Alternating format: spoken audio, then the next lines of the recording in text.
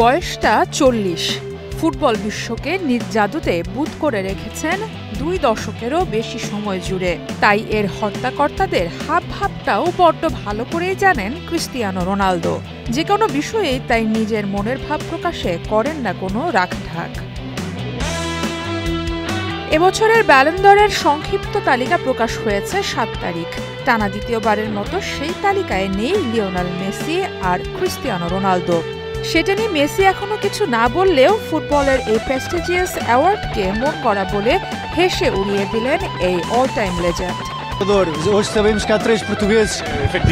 সালটা ছিল ২০০৪। সেই থেকে ব্যালন দ'র মানেই যেন ছিল মেসি না হয় রোনালদো। একটা ফুটবল প্রেমী প্রজন্ম বেড়েই উঠেছে এমন সন্ধ্যার সাক্ষী হয়ে। কিন্তু সেই সূর্যের অস্ত হয়েছে।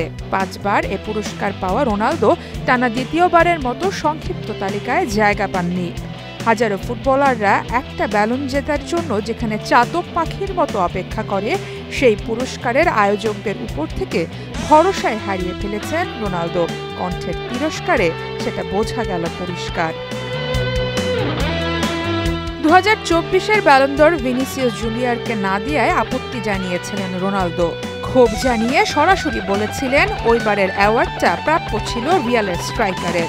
এবার পুরো ফ্রান্স ফুটবল সাময়িকীর এই আয়োজনকে মন গড়াই বলে দিলেন এই ফুটবল গ্রেট। আগামী ২২ সেপ্টেম্বর প্যারিসে ব্যালন দ'রের পুরস্কার দেয়া হবে।